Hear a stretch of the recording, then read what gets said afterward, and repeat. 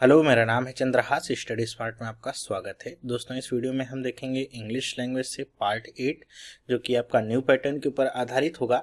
इसके मैंने पार्ट आपको पहले भी दिए हुए हैं। यहाँ पे मैं आपको बताऊंगा आज, जब आपको दो शब्दों के बीच में चुनाव करना होता है तो आप कैसे शब्दों को चुनते हैं और क्या कुछ सावधानियां बरतनी चाहिए, और साथ ही साथ आपकी जो वोकैबुलरी है वो स्ट्रांग होनी चाहिए, तभी आप इस तरह का जो प्रॉब्लम आएगा अगर आपके एग्जाम में तो आप सॉल्व कर पाएंगे। तो बहुत ही इंपॉर्टेंट होगा। वोकैबुलरी के हिसाब से भी आपको काफ़ी कुछ सीखने को मिलेगा और कैसे शब्दों को यूज करना है टोन को समझते हुए, वो सब कुछ हम यहाँ पे सीखेंगे। तो आपने अगर पिछले पार्ट्स नहीं देखे हैं, जो 7 पार्ट मैंने दिए हुए हैं, तो वीडियो के अंत में आपको उसका लिंक मिलेगा, जिस पे क्लिक करके आप पूरी प्लेलिस्ट देख सकते हैं मैंने क्या कुछ बताया हुआ है। तो चलिए स्टार्ट करते हैं। जैसा कि मैंने आपको शुरुआत में ही बता दिया था कि यहाँ पे हम क्या डिस्कस करने वाले हैं, कि जैसे ये आपका पहला प्रॉब्लम है, यहाँ पे आपको 5 या 4 सेंटेंसेस आपको मिलते हैं, जिसमें आपको हर एक सेंटेंस में 2 शब्दों के बीच में चयन करना होगा। जैसे यहाँ पे अनसोशलेबल और एंटी सोशल लिखा हुआ, इनके बीच में आपको एप्रोप्रिएट वर्ड चुनना होगा। कौन सा आएगा, शब्द दोनों सही होंगे, दोनों में कोई स्पेलिंग मिस्टेक नहीं होगी, लेकिन जो आप सेंटेंस पढ़ेंगे उसके हिसाब से यहाँ पे कौन सा शब्द आएगा वो आपको यहाँ पे रखना है, ठीक है। और फिर इसके हिसाब से आपको चुनना होगा इस ऑप्शन को, कि यहाँ पे जैसे आ गया ए, तो आप देख रहे हैं कि पहले में ए कहाँ कहाँ पे आया है, तो ए देखेंगे अच्छा केवल 2 में आया है, तो बाकी 3 आप काट दीजिए, 2 ही बचता है आपके लिए। तो इस तरीके से आपको इसको सॉल्व करना होगा। पहले भी मैंने दिया हुआ है, चलिए पढ़ते हैं। पहला क्या है, हैविंग टू वर्क अनसोशलेबल या फिर anti social hours in the call centre has had an effect on his health. मतलब किसी कर्मचारी के बारे में, एम्प्लॉय के बारे में या किसी पर्सन के बारे में बात हो रही है कि कॉल सेंटर में वो काम करता है, और वो कौन से आवर्स में काम करता है, अनसोशलेबल आवर होगा या फिर एंटी सोशल आवर्स होगा, जिसकी वजह से उसकी हेल्थ पे प्रभाव पड़ रहा है, मतलब बुरा प्रभाव पड़ रहा होगा। तो जब भी आएगा ये जो आप सेंटेंस पढ़ रहे हैं कि आपका मतलब जो बात की जा रही है काम करने की, वो आपका यूजुअल वर्किंग आवर है नहीं, ठीक है। इसीलिए यहाँ पे लिखा गया है अनसोशलेबल या फिर एंटी सोशल आवर्स। तो दोनों में से कौन सा शब्द यहाँ पे आएगा या कौन सा आपका वर्ड एप्रोप्रिएट होगा, तो दोनों के मतलब आपको पता होने चाहिए। अनसोशल का मतलब क्या होता है, अनसोशल का मतलब होता है जो आदमी सामाजिक ना हो। अगर किसी व्यक्ति के बारे में बात करता हूं मैं अगर आपसे कहता हूं आप अनसोशल हैं, इसका मतलब आप सामाजिक नहीं हैं, ठीक है। मतलब आपको सामाजिक रीति रिवाज, जो भी घटनाएं हैं या जो जैसा हमारे समाज में घटता है उससे आप अलग हैं, ठीक है। तो वो होता है जो समाज से आपका जुड़ा ना हो, उसे क्या कहेंगे हम, अनसोशल। एंटी सोशल का मतलब क्या होता है, एंटी वर्ड लगा है, मतलब अपोजिट, मतलब जो सामाजिक ना हो उसके साथ साथ वो बल्कि उल्टा काम करेगा, एंटी सोशल वर्क करे, मतलब अनैतिक कुछ काम करेगा, तो उसे हम कहेंगे एंटी सोशल, ठीक है। जैसे हमारे समाज में होते हैं कुछ बुरे लोग होते हैं जो खराब काम करते हैं, तो उनको हम कहते हैं वो एंटी सोशल एलिमेंट है, मतलब है हमारे समाज का हिस्सा, लेकिन वो सामाजिक भलाई के लिए, जो जैसा हमारा समाज चलता है उसके उलट वो काम करते हैं। अनसोशल का मतलब वो उनको इंटरेस्ट नहीं है जो भी सामाजिक गतिविधियां हैं उसमें, ठीक है। तो यहाँ पे आपका कौन सा शब्द आएगा, तो देखिए यहाँ पे बात हो रही है कि वो गलत घंटों में काम करता है, मतलब गलत टाइम पे काम करता है। तो हमारा जैसे काम करने का समय क्या होता है, 10 से 6 का टाइम होता है। जो रूटीन है 90% लोगों का 10 से 6 सुबह काम करेंगे। हाँ, अगर कोई 6 बजे के बाद काम करे, कोई कहता है मैं 12 बजे तक, कॉल सेंटर में क्या होता है कि टाइमिंग आपकी 24 घंटे की होती है, तो अलग अलग शिफ्ट में काम करना पड़ता है। तो अगर किसी की ड्यूटी है रात को 12 बजे से लेकर के सुबह के 6 बजे तक या फिर 8 बजे तक, तो वो क्या है, अनसोशल आवर होगा, एंटी सोशल नहीं होगा। तो कौन सा ऑप्शन इसमें सही होगा, अनसोशल, ठीक है, ए वाला सही होगा। तो सिर्फ आंसर जान जाना ही इंपॉर्टेंट नहीं, बल्कि दोनों शब्दों का मीनिंग क्या होगा, कैसे आपको यूज करना है, ये मैं यहाँ पे बताने का प्रयास कर रहा हूँ, एक्सप्लेन कर रहा हूँ, जिससे अगर आप डिक्शनरी में देखेंगे तो आपको केवल अर्थ मिलेगा, ठीक है। मैं यहाँ पे एक्सप्लेन करने की कोशिश कर रहा हूँ सिंपल भाषा में, ताकि आप समझ सकें। फिर बात करते हैं, most cosmetics claims to be hypoallergenic या फिर नॉन एलर्जेनिक, दोनों में से क्या होगा। देखिए दोनों में थोड़ा सा डिफरेंस क्या है। देखिए मोस्ट कॉस्मेटिक्स का मतलब क्या, मतलब सौंदर्य प्रसाधन के जो भी आपके साथ जो भी आपके सामान होते हैं उनको कॉस्मेटिक्स कहा जाता है। आप कोई फेस क्रीम लगा रहे हैं, कोई भी चीज़ यूज़ करते हैं जो आपकी सुंदरता में निखार लाए, तो कॉस्मेटिक्स की श्रेणी में आता है। और ज़्यादातर आप देखते हैं कि वो कहते हैं कि इससे आपकी स्किन को कोई भी नुकसान नहीं होगा, आपकी शरीर को कोई भी क्षति नहीं पहुंचेगी। तो कह रहे हैं कि यही यहाँ पे कि most cosmetics claims to be, क्या क्लेम करते हैं कि वो हाइपो एलर्जेनिक हैं या फिर नॉन एलर्जेनिक हैं। देखिए एलर्जेनिक का मतलब क्या, जो आपके ऊपर एलर्जिक प्रभाव डाले, ठीक है, तो वो हाइपो होगा या फिर नॉन होगा। तो देखिए यहाँ पे क्या है, हाइपो एलर्जेनिक एक खास तौर पे टर्म बनाया गया है जो आपका रिलेटेड होता है कॉस्मेटिक्स से, ठीक है। यही इसकी खासियत है कि अगर आपको समझ में नहीं आता है शब्द, वोकैबुलरी सही से स्ट्रांग नहीं होगी, थोड़ा कठिन होगा। हाइपो एलर्जेनिक कहा जाता है केवल कॉस्मेटिक्स के लिए कि ऐसे कॉस्मेटिक्स जो आपकी स्किन पे कोई भी एलर्जिक प्रभाव नहीं डालते, मतलब कोई भी उसका दुष्परिणाम नहीं होता है, उन्हें कहा जाता है हाइपो एलर्जेनिक कॉस्मेटिक्स, ठीक है। नॉन एलर्जेनिक का मतलब क्या होगा, नॉन एलर्जेनिक का सिंपल सा वही मतलब होता है कि जिससे कोई भी नुकसान ना पहुंचे। तो अगर देखिए दोनों का मतलब सेम है, लेकिन यहाँ पे हमको बेस्ट शूटेड वर्ड लगाना है, कौन सा एकदम उपयुक्त है, तो वो होगा आपका हाइपो एलर्जेनिक। क्यों? क्योंकि ये केवल कॉस्मेटिक्स के लिए ही यूज होता है, ये आपका किसी के लिए भी यूज हो सकता है, चाहे वो कॉस्मेटिक्स हो, चाहे दवा हो, चाहे कुछ भी हो, उसके लिए आप यूज कर सकते हैं नॉन एलर्जेनिक का। लेकिन हाइपो एलर्जेनिक केवल कॉस्मेटिक्स या टेक्सटाइल्स इन सब के लिए यूज आपका होता है। तो दूसरे वाले में भी आपका कौन सा ऑप्शन सही है, ए, ठीक है। तो यहाँ पे आप चाहें तो केवल दो को सही करके भी आप आंसर को टिक कर सकते हैं। देखिए डबल ए कहाँ पे आया है, पहले में तो आया है और कहीं पे आया है नहीं, बाकी सब आपका क्या हो गया, गलत हो गया। केवल पहला वाला ऑप्शन सही है, इसको आप टिक करके आगे बढ़ सकते हैं, ठीक है। लेकिन हम यहाँ पे और सब भी देख लेते हैं, मतलब क्या है इनके। The finger that was caught in the door become turbid और फिर टर्जिड, दोनों में से कौन सा आपका सही होगा। एंड डिस्कलर्ड की मतलब बता रहे हैं कि अगर किसी के बारे में कि उसकी उंगली डोर के बीच में दब गई, जिसकी वजह से वो डिसकलर्ड हो गई, मतलब जैसे आपकी उंगली अगर दब जाती है तो जो कलर होता है वो आपका नीला पीला कुछ भी हो जाता है, डिसकलर्ड हो गई, कलर विहीन हो गई। और क्या हो गई, टर्बिड हो गई या फिर टर्जिड हो गई, दोनों में क्या आपका सही होगा। टर्बिड का मतलब क्या होता है, टर्बिड को बहुत सारे इसके मतलब निकलते हैं, जैसे हम इसका मतलब निकाल सकते हैं परेशानी से, या फिर अगर कोई भी चीज़ अनक्लियर हो उसके लिए हम यूज़ करते हैं टर्बिड का।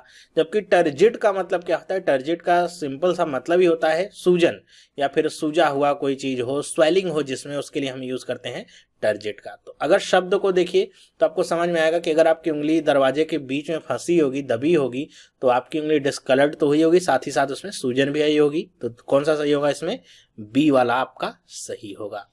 नेक्स्ट बात करते हैं, द क्वालिफिकेशन, यहाँ पे ई जी या फिर i e, master of business administration is essential for the job. मतलब कह रहे हैं कि किसी जॉब के लिए की क्वालिफिकेशन क्या एसेंशियल है, मतलब जो आपकी अनिवार्य है क्या है, मास्टर ऑफ बिजनेस एडमिनिस्ट्रेशन या फिर शॉर्ट में एमबीए जिसे कहते हैं। लेकिन यहाँ पे द क्वालिफिकेशन के बाद ई जी आएगा या फिर आई ई आएगा। वैसे तो दोनों का मतलब आपको पता है, इसका मतलब क्या होता है, फॉर एग्जाम्पल, ठीक है। इसे शॉर्ट में हम ई जी कहते हैं और इसको हम क्या कहते हैं, दैट इज कहते हैं, ठीक है। तो अब अगर आपको नहीं भी पता है ये दोनों, अगर इनके फुल फॉर्म मैंने लिख दिए तो आप समझ गए होंगे। द क्वालिफिकेशन तो क्या आएगा, दैट इज आएगा, मतलब ये आपका आगे जो शब्द होता है उसको एक्सप्लेन करने की कोशिश करता है।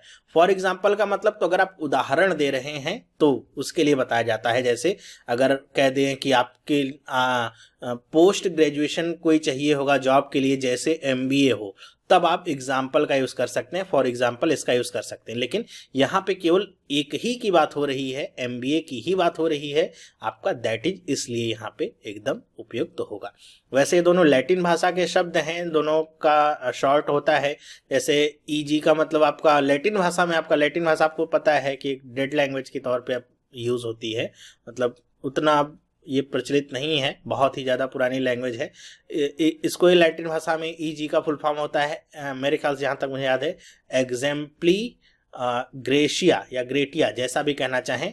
और दैट इज का मतलब होता है इड इस्ट, ये शायद कहते हैं। इन दोनों की फुल फॉर्म होती है लैटिन में, जिसको हम आई ई और ईजी कहते हैं, और दोनों का इंग्लिश में मतलब होता है फॉर एग्जाम्पल और दैट इज, ठीक है। मेरे ख्याल से आपको समझ में आया होगा। तो इसमें भी आपका क्या होगा, बी वाला सही होगा। तो अगर आप पूरे कॉम्बिनेशन को बना दें तो ए और बी, ये आपका पूरा सही हो जाता है। चलिए नेक्स्ट देखते हैं क्या है सेकंड प्रॉब्लम हमारी। क्या लिखा हुआ है, पहला, dumping waste into rivers and streams is flagrant या फिर blatant abuse of environmental norms. अब फ्लैग्रेंट या ब्लैटेंट दोनों का मतलब क्या है? मतलब अगर शब्द को देखिए तो बताया जा रहा है कि जो रिवर्स में हम नदियों में अपने जो वेस्ट वगैरह फेंकते हैं वो क्या है, हमारे इन्वायरमेंटल जो नॉर्म्स हैं वो उसका एक खुले तौर पे अगर देखा जाए तो एकदम उसका उल्लंघन हो रहा है। ठीक है, तो इसके लिए यहाँ पे क्या यूज होगा? फ्लैग्रेंट या फिर ब्लैटेंट, दोनों में से क्या आपका आएगा? तो दोनों के मतलब आपको समझने जरूरी होंगे। अगर आप बहुत ही गौर से अगर इसको देखें तो दोनों के बीच में आप डिसाइड नहीं कर पाएंगे। अगर मैं भी अगर एग्जाम में जाऊंगा तो दोनों के बीच में कंफ्यूज जरूर हो जाऊंगा, क्योंकि अगर आप देखेंगे ब्लैटेंट तो उसका सिनोनिम आपको फ्लैग्रेंट जरूर मिलेगा। तो यहाँ पे काफी इंपॉर्टेंट हो जाता है समझना यहाँ पे क्या बात कही जा रही है। देखिए, फ्लैग्रेंट का मतलब क्या होता है? फ्लैग्रेंट का मतलब होता है कह दीजिए कि अगर बात की जाए मोरालिटी की तो इमोरल, ठीक है, अनैतिक होगा। ठीक है, तो इस तरीके से बात होती है फ्लैग्रेंट की। ब्लैटेंट का मतलब होता है एक तौर पे देखा जाए तो परेशानी या फिर शोरगुल से भरा हुआ या फिर जबरदस्ती कहा जाए तो भी आपका सही होगा। तो दोनों के बीच में अगर चुनना हो तो आप देखिए क्या है, एक तरीके से अनैतिक होगा अगर आप इन्वायरमेंटल नॉर्म्स को अब्यूज कर रहे हैं, उसका उल्लंघन कर रहे हैं, तो यहाँ पे आपका क्या आएगा? फ्लैग्रेंट आएगा, यही आपका सही ऑप्शन होगा। ठीक है, तो ये अगर देखा जाएगा तो काफी चैलेंजिंग होगा आपके लिए एग्जाम में डिसाइड करना। तो अगर किसी भी पार्ट में, जैसे इस पहले वाले पार्ट में मुझे थोड़ा सा डाउट है तो मैं इसे थोड़ा सा स्किप कर दूंगा। ठीक है, मतलब ऐसा नहीं होगा कि जरूरी नहीं कि जब तक इसको नहीं कर लूंगा दूसरे पे नहीं। क्यों? क्योंकि यहाँ पे जो आंसर आपको करना है केवल एक पे डिपेंडेंट नहीं है। यहाँ पे पहला वाला हमको नहीं समझ में आ रहा है तो हम दूसरे वाले पे आते हैं, फिर देखेंगे दूसरे वाले में क्या क्या सही है। मान लेता हूँ कि दूसरे वाले में मुझे ए सही मिल जाता है तो फिर केवल एक ही ऑप्शन बचता है। देखिए, दूसरे वाले में केवल एक ही जगह पे है जहाँ पे ए सही है, तो इसको मैं टिक कर सकता हूँ। ये बात होती है आपकी। ठीक है, तो अगर नहीं समझ में आता है इसमें कौन सा सही है तो आप इसको छोड़ के चलिए दूसरे पे चलेंगे। I will introduce you to her but you are on your own from there या फिर देयर ऑन। तो यहाँ पे बात कर रहे हैं कि किसी के बारे में, किसी पर्सन से बात कर रहे हैं कि मैं तुमसे इंट्रोड्यूस करा दूंगा उसको, लेकिन उसके बाद but you are on your own from there. ठीक है, मतलब उसके आगे का फिर तुमको ही निपटना होगा, तुमको ही समझना होगा। तो यहाँ पे कौन सा आएगा? देयर, या फिर ये वाला या फिर ये वाला। तो देखिए, इस देयर का मतलब क्या है? ये तो आपका क्या है? पॉजेसिव प्रोनाउन है। ठीक है, पॉजेसिव प्रोनाउन का मतलब उनका, इसका सही मीनिंग होगी। तो ये देयर का मतलब ये जो आपका यूज होता है एज अ सब्जेक्ट हम यूज कर सकते हैं इसको, या फिर इसका मतलब क्या होता है कि वहां। ठीक है, वहां के इसकी शुद्ध हिंदी होती है। दोनों में से कौन सा आएगा? बी वाला आएगा। ठीक है, क्योंकि इस देयर का मतलब तो पॉजिटिव प्रोनाउन है। मतलब इस कहने का मतलब है कि उसके बाद से फिर तुम्हारे ऊपर उसकी पूरी जिम्मेदारी है, मैं केवल इंट्रोड्यूस कराने का काम करूंगा। ठीक है, तो ये आपका बी वाला सही होगा। ये तो आपका पॉजिटिव प्रोनाउन। अगर किसी चीज को देने की बात की जाती या फिर कहा जाता ये चीज उनका है या ये वस्तु उनकी है, तो यहाँ पे हम देयर का यूज करते हैं। फिर तीसरा देखते हैं, इसमें बी वाला सही हुआ है। तो बी वाला सही हुआ है मतलब ई वाला तो गलत ही हो गया होगा। तीनों ए है, एक बी है। यहाँ पे दूसरे वाले में सब में देखिए बी बी बी आपको मिलेगा। नेक्स्ट देखते हैं, when her turn came she lay या फिर laid her papers on the table, की मतलब जब उसकी बारी आई तो उसने अपने पेपर्स टेबल पे रख दिए।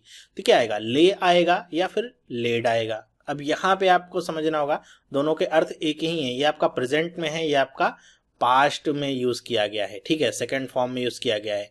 तो अगर आप शब्द को देखिए तो यहाँ पे क्या लिखा है? व्हेन हर टर्न केम, केम आया है मतलब पास्ट इंडेफिनिट आया है यहाँ पे। तो पास्ट इंडेफिनिट आया मतलब पास्ट में बात हो रही है, तो यहाँ पे प्रेजेंट हम नहीं यूज कर सकते, पास्ट ही यूज करना होगा। She laid her papers on the table, ये आपका सही होगा। तो यहाँ भी क्या आ गया? बी वाला ही सही हो गया।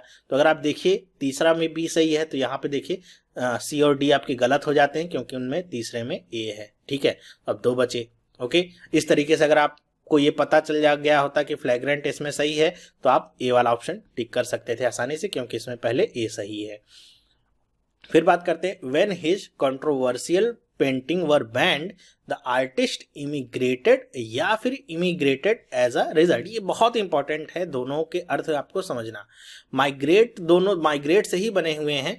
एक में आपका ई आगे जुड़ा हुआ है, एक में आई एम आगे जुड़ा हुआ है। ठीक है, माइग्रेट का मतलब क्या होता है, एक स्थान से दूसरे स्थान पे जाना, मूवमेंट को दिखाता है माइग्रेट।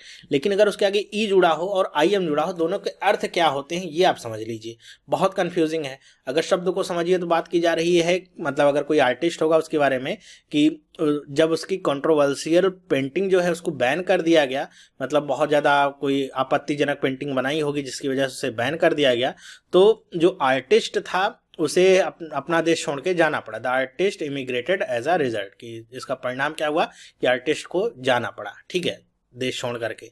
तो इमिग्रेट और इमिग्रेट दोनों का मतलब होता है देश छोड़ना, ठीक है, लेकिन दोनों के अर्थ में क्या असमानता है समझिएगा। कि एग्जाम्पल देके समझाता हूँ।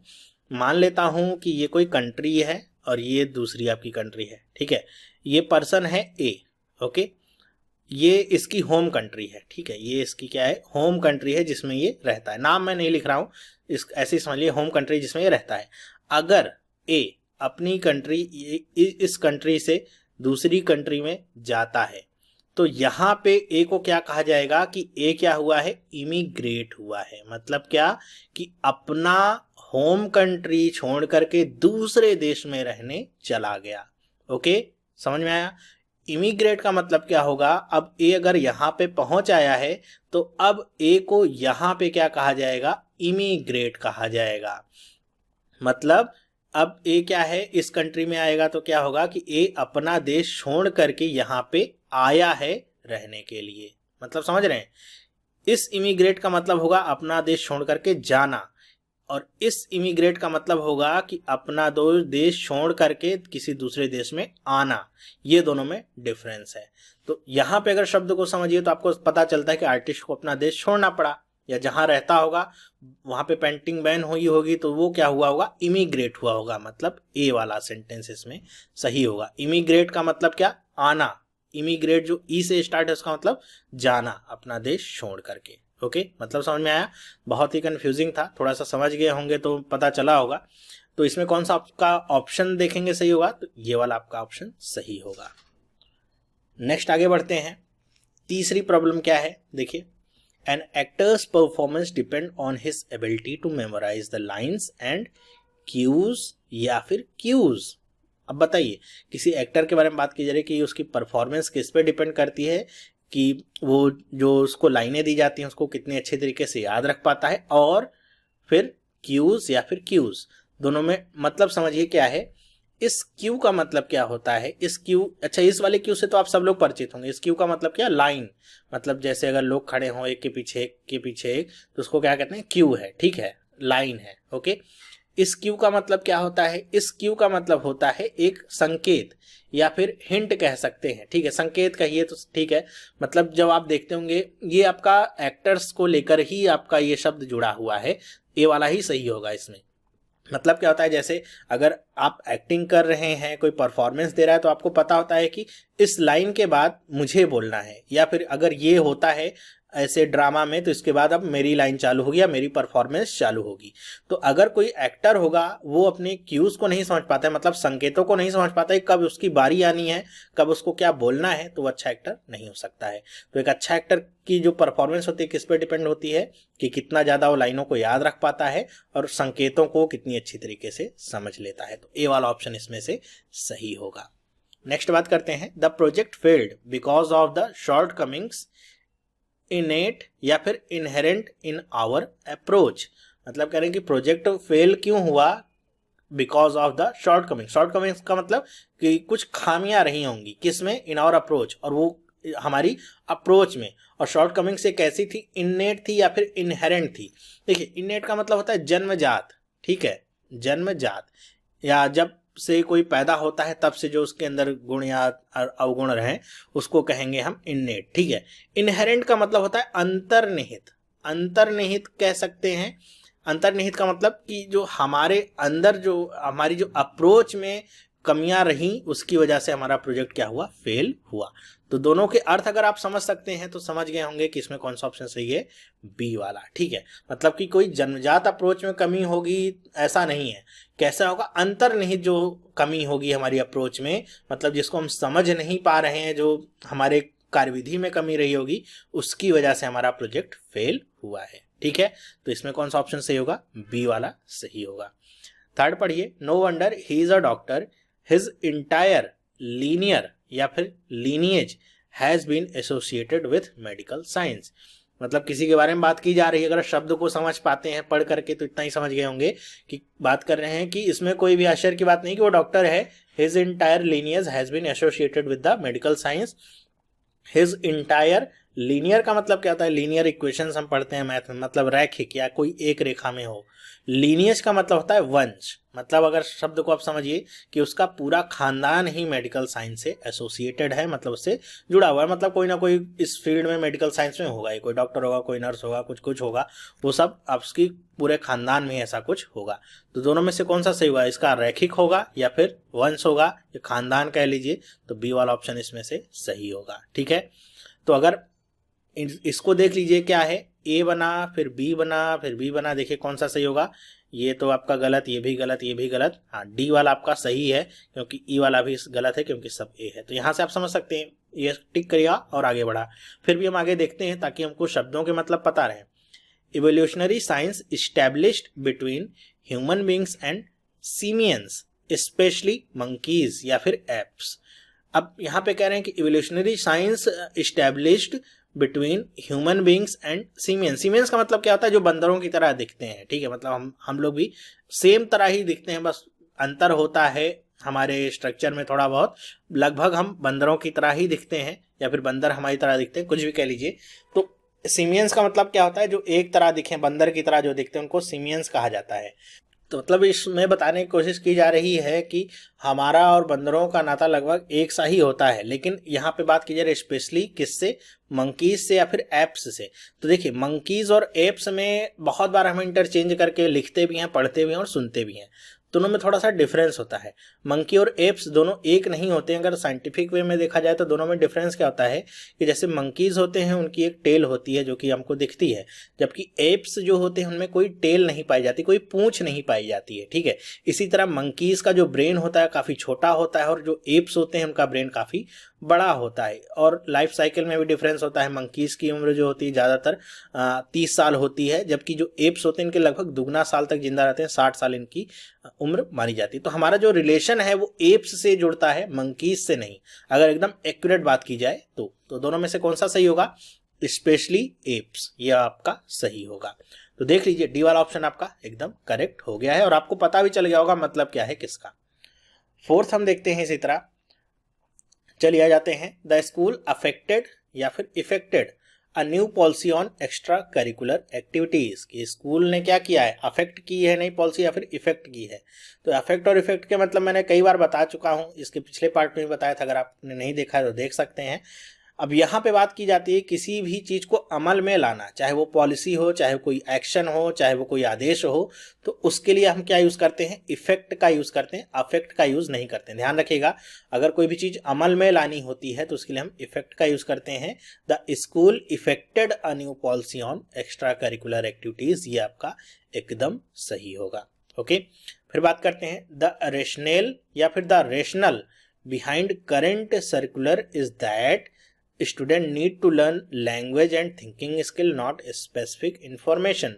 अब यहाँ पे बात की जा रही है कि द रैशनल या फिर rational behind the current circular, मतलब कोई सर्कुलर आया होगा नया जिसके बारे में बात की जा रही है कि उसका मोटिव क्या था, उद्देश्य क्या था, कि बच्चे जो हैं उनको लर्न करने की जरूरत क्या है, लैंग्वेज और थिंकिंग स्किल, केवल स्पेसिफिक इंफॉर्मेशन लर्न करने की जरूरत उनको नहीं है। तो यहाँ पे रैशनल होगा या फिर रैशनल होगा, ये दोनों देखिए केवल ई का डिफरेंस है बस। ठीक है, और अगर मीनिंग में जाएंगे तो भी आपको मीनिंग भी लगभग आपको इनकी सेम ही मिलेगी। तो इसमें आपको थोड़ा कंफ्यूजन हो सकता है, ये वही है जैसे मैंने भी आपको ए वाला बताया था, फ्लैग्रेंट और ब्लैटेंट वाला, लगभग आपका वही है। तो अगर आपको कंफ्यूजन होती है तो आप क्या काम करिए, इसको छोड़ दीजिए। ठीक है, मतलब अभी मैं तो मतलब बताऊंगा दोनों में क्या डिफरेंस है वो भी बताऊंगा, लेकिन अगर आप एग्जाम में ऐसे मिलता है, अगर आपको कंफ्यूजन है तो छोड़ दीजिए। आपको ये पता है पहला आपको बी सही मिल गया है, इस आधार पे आप सी और डी वाले को तो गलत कर ही सकते हैं, 3 बचे हुए हैं। तीसरे पे आ जाइए, all the bickering and noise we witness in the legislature over petty politics is pure bathos या फिर पैथोस। अब यहाँ पे बिकरिंग का मतलब क्या, कोलाहल या कलह ऐसे कह सकते हैं।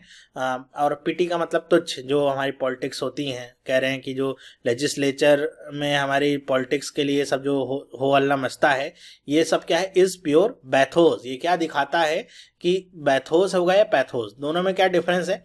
बैथोस का मतलब होता है अपकर्ष या फिर कह दीजिए पतन, एकदम अचानक से जो कोई चीज गिरे, तो उसके लिए हम यूज करते हैं टर्म पैथोस, बैथोस का। पैथोस का मतलब होता है प्रोत्साहन देना, ठीक है, प्रोत्साहन या ऊपर उठाना, इस तरह से। तो अगर आप शब्द को समझिए तो यहाँ पे बात की जा रही पिटी पॉलिटिक्स, मतलब तुच्छ पॉलिटिक्स की, सब जो हो हल्ला मचाते हैं, ये सब क्या है, एक तरीके से दिखाता है कि हमारी जो पॉलिटिक्स है कितनी गिरती जा रही है दिन प्रतिदिन। तो इस तरह से हम देखेंगे तो कौन सा सेंटेंस सही मिलेगा हमको, ए वाला, बैथोस हमारा सही मिलेगा। तो इसमें कौन सा सही हो गया, ए वाला। अब देख लीजिए ए, बी और ई बचा है। अब ई वाला भी तो गलत हो गया क्योंकि इसमें सब भी है, यहाँ पे ए वाला सही है। तीसरा देखिए दोनों में क्या है, ए सही है, चलिए कोई बात नहीं। चौथे पे आ जाइए, क्या है, ही हैज बीन रिकम्बेंट या फिर incumbent on the job, he must be fired. तो अगर आप ऑप्शंस को ही देखिए तो दोनों में ए ही सही है, यहाँ भी ए यहाँ भी ए, तो यहाँ से आप ए को सही कर सकते हैं, ठीक है। अगर शब्दों के अर्थ समझने हैं तो आप समझिए, रिकम्बेंट का मतलब क्या होता है, सो जाना या लेट जाना, ठीक है। मतलब बताई जा रहा है कि वो जॉब के दौरान में या नौकरी के दौरान अपने क्या है, रिकम्बेंट था, मतलब लेटा हुआ था, सोया हुआ था। ही मस्ट बी फायर्ड, उसे वो फायर्ड होगा, ठीक है, मतलब बताए जा रहे हैं कि उसे निकाल दिया जाएगा। इनकम्बेंट का मतलब क्या होता है, अगर आपको नहीं पता इनकम्बेंट का मतलब क्या है, इनकम्बेंट का मतलब होता है निर्भर रहना, किसी के ऊपर डिपेंडेंट रहना। तो he has been incumbent on the job, he must be fired. तो ये आपका कोई तुक बैठाता नहीं है कि वो अपनी जॉब के ऊपर निर्भर है इसलिए उसे निकाल दिया जाए। उसको इसलिए क्यों निकाला जाएगा, हाँ, वो अगर सोया रहेगा अपनी नौकरी के दौरान तो उसे जरूर निकाला जाएगा। तो ये तो गलत ही होगा, ए वाला आपका क्या होगा, सही होगा। अब देखिए यहाँ पे बात फंस गई केवल एक शब्द के डिफरेंस पे, जो कि आपका क्या है, दूसरा वाला रैशनल होगा या फिर रैशनल होगा, ये आपको समझना होगा। देखिए अगर आपने शब्द को पढ़ा है तो आपको पता चल रहा होगा कि सर्कुलर के पीछे का कारण बताने की कोशिश की जा रही है, बिहाइंड करंट सर्कुलर। तो रैशनल का मतलब क्या होता है, रैशनल का मतलब होता है औचित्य, औचित्य जिसे हम हिंदी में कहते हैं, मतलब या फिर किसी कारण को लेकर के अगर कोई बात तार्किक तौर पे सामने लाई जाती है। जैसे आप अगर सड़क को पूरी गीला देखेंगे तो आपको समझ में आएगा कि बारिश हुई होगी तो सड़क गीली होगी, तो ये क्या एक तरीके से क्या रैशनल है, औचित्य है, क्या औचित्य निकलता है, ठीक है, अगर बारिश होगी तो सड़क गीली होगी। रैशनल का मतलब क्या होता है, रैशनल का मतलब होता है बुद्धि संपन्न या फिर कह सकते हैं कि विवेकी, मतलब जो तर्क संगत हो, जो तर्क युक्त हो। अगर किसी व्यक्ति के बारे में बात करेंगे तो कह सकते हैं कि वो रैशनल है कि नहीं है, मतलब उसके अंदर ये लॉजिकल माइंड है सोचने समझने का कि नहीं। रैशनल का मतलब क्या होगा, कारण युक्त होगा वो, ठीक है, बताएगा औचित्य क्या था किसी भी एक्शन के पीछे का। तो इसमें कौन सा सही होगा आपका, तो बिहाइंड द सर्कुलर आपका रैशनल आपका सही होगा, रैशनल गलत होगा। तो ए वाला इसमें सही होगा। अब दोनों में देखिए कौन सा ऑप्शन सही है, ए वाला यहाँ पे सही हो जाता है क्योंकि इसमें ए वाला ही सही है। तो ऐसे ही आपको छोटे छोटे डिफरेंस समझने आने चाहिए, शब्दों को पढ़ना होगा, देखना होगा कौन सा फिट बैठेगा, उसी को आपको लागू करना है।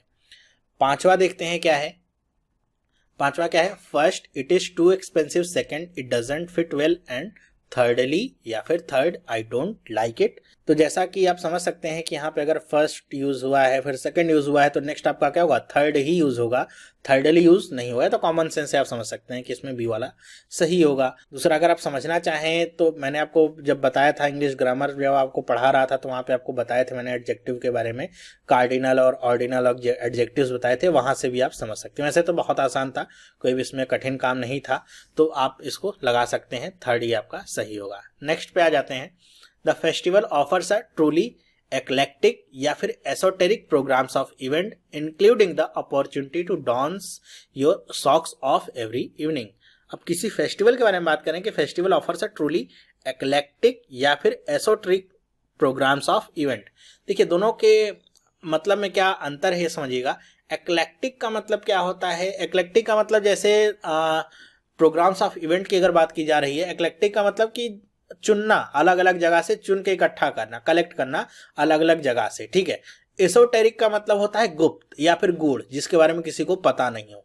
तो अगर कोई फेस्टिवल होगा तो वो गुप्त नहीं हो सकता है। Offers a truly eclectic programs of event मतलब कि जो फेस्टिवल हो रहा है इसमें अलग अलग तरह के प्रोग्राम्सों को इंक्लूड किया गया है हर जगह से, ठीक है। अलग अलग तरह से प्रोग्राम होंगे, कोई एक प्रोग्राम नहीं होगा। इंक्लूडिंग द अपॉर्चुनिटी, उसी को आगे बढ़ाया गया है इंक्लूडिंग, कि उसमें क्या है, एक चीज और क्या है, opportunity to dance your socks off every evening. Dance your socks off का मतलब क्या है, मतलब एकदम खुल के नाचिए आप, उसमें कोई भी पाबंदी नहीं होगी, ठीक है। तो ये आपका शब्द देखेंगे तो कौन सा सही होगा, ए वाला सही होगा। फिर बात करते हैं थर्ड, इन अ मोनोटोनस या फिर monotonic arrangement each set is contained completely within the other. अब मोनोटोनस का मतलब क्या होता है और मोनोटोनिक का मतलब क्या होता है, मतलब कह रहे हैं दोनों में से जो भी आपका अरेंजमेंट होगा, कह रहे हैं कि each set contained completely within the other, की हर एक सेट क्या होता है, एक के अंदर ही आपका होता है। तो अगर आप देखें दोनों के शब्दों को समझें तो समझ में आएगा आपको। मोनोटोनस का मतलब क्या होता है, नीरस, जिसमें कोई जान ना हो, एकदम नीरस हो, उसको कहते हैं। मोनोटोनिक का मतलब क्या होता है, मोनोटोनिक आपका ऐसा एक अरेंजमेंट होता है, मतलब अगर कोई अरेंजमेंट वो बढ़ रहा है तो बढ़ता ही रहेगा, उसमें कोई डिक्रीज नहीं होगा। अगर वो डिक्रीज हो रहा है तो वो डिक्रीज ही होता रहेगा, उसमें कोई इंक्रीमेंट नहीं होगा। तो इसी तरह की आपके अरेंजमेंट की बात की जा रही है। मान लीजिए ऐसे देखिए, मान लीजिए मैं एक डिक्रीजिंग, अगर एक यहाँ पे आपको सेट दिखाऊं, मान लीजिए आपकी एक कोई ये टाइल है, इसके ऊपर मैंने एक टाइल रखी जैसे थोड़ी छोटी होगी, ये से थोड़ी और छोटी, ये से थोड़ी और छोटी, ये से थोड़ी और छोटी। तो ये क्या है, एक तरीके से देखे तो अगर साइज को देखे तो क्या है, आपका डिक्रीज होता जा रहा है, ठीक है। और हर एक सेट क्या है, दूसरे के अंदर पूरा कंप्लीटली आपका फिट बैठता है, ओके। तो मोनोटोनिक का मतलब आपका ये निकलता है। ये बहुत ही खास मतलब है, समझ के रखिएगा, काफी आपको काम में आ सकता है। जब भी मोनोटोनिक का यूज होगा उसका मतलब ये होगा कि या तो वो डिक्रीज नहीं होगा या तो वो इंक्रीज नहीं होगा। मतलब अगर इंक्रीज हो रहा है तो इंक्रीज ही होता रहेगा, डिक्रीज नहीं होगा, डिक्रीज हो रहा है तो डिक्रीज ही होता रहेगा, इंक्रीज नहीं होगा। चौथा पढ़ते हैं, after the accident the victim went into comma या फिर कॉमा फॉर सेवरल डेज। अब यहाँ पे एक्सीडेंट की बात की जा रही है, कॉमा की बात की जा रही है, तो मतलब आप समझ सकते हैं कि ऐसी कंडीशन जिसमें आपका ब्रेन केवल काम करता है, एकदम आप कह लीजिए कि कुछ दिनों के लिए बेहोशी की हालत में चले जाते हैं। तो कौन सा आपका यूज होगा, ये वाला या फिर ये वाला। दोनों का देखिए क्या है कि बोलने का तरीका एक है, केवल एक एम का डिफरेंस है। अगर आपने ए को टिक किया तो आप गलत हो जाएंगे, क्योंकि इसका मतलब क्या होता है, इसका मतलब होता है पंक्चुएशन मार्क जो आपका लगता है कॉमा। इस कोमा का मतलब क्या होता है, कोमा का मतलब वही है हम यूज करते हैं, मतलब कुछ दिनों के लिए बेहोशी की हालत में चले जाना, ऐसी कंडीशन में जहां पे आप होश में नहीं रहते हैं, ठीक है। तो ये आपका यूज होगा, बी वाला इसमें सही होगा। इसमें थर्ड वाले में तो आप समझ गए होंगे, मोनोटोनस अरेंजमेंट तो होगा नहीं, ये कैसा होगा, मोनोटोनिक अरेंजमेंट होगा, बी वाला इसमें सही होगा। तो देखिए कौन सा सही है, बी है, फिर नेक्स्ट में ए है, फिर आपका बी, फिर ये B, B A B B, ये आपका सी वाला आपका सही होता है। टिक करिए और आगे बढ़िए, ठीक है। मेरे ख्याल से आपको समझ में आया होगा। तो ये इस तरह के जो अरेंजमेंट हैं या फिर इस तरह के जो क्वेश्चंस हैं, इनको ज्यादा से ज्यादा आप लगाने का प्रयास करिए। एग्जाम में आए चाहे ना आए कोई बात नहीं, लेकिन आपको बहुत ही अच्छा यहाँ पे एक तरीका मिलता है जिससे आप शब्दों को पहचान सकें और दो शब्दों के बीच में क्या संबंध है और क्या उनके बीच में असमानता है, दोनों चीजें आप समझ पाते हैं। तो इससे आपकी वोकैबुलरी काफी इंप्रूव होती है और काफी अच्छे से आप शब्दों को भी समझ पाते हैं, कैसे उनको यूज करना है। तो इस वीडियो में बस इतना ही। आपको ये वीडियो कैसा लगा मुझे आप कमेंट करके बताइएगा कि वीडियो आपको पसंद आया कि नहीं, जिससे मैं इस तरह की वीडियोस और आपके सामने ला सकूं, ताकि आपकी वोकैबुलरी और इंप्रूव हो सके और आप एग्जाम में और अच्छा कर सके। वीडियो अगर पसंद आया तो लाइक करिए इसे और अपने दोस्तों के साथ भी शेयर करिए। और आपके पास भी इस तरह की प्रॉब्लम्स हैं तो आप मुझे कमेंट कर सकते हैं या फिर मेल कर सकते हैं, जिससे मैं उनको अपने वीडियो में शामिल कर सकूंगा। तो इस वीडियो में बस इतना ही। अगर आपको वीडियो पसंद आया है और आप इस चैनल पे पहली बार आए हैं तो चैनल को सब्सक्राइब जरूर कर लीजिए, जिससे इस तरह की वीडियोस आपको मिलती रहेंगी और आपकी प्रिपरेशन और अच्छी होती रहेगी। तो ये वीडियो देखने के लिए आपका बहुत बहुत धन्यवाद। अब हम मिलेंगे नेक्स्ट वीडियो में, तब तक के लिए have a nice day and bye.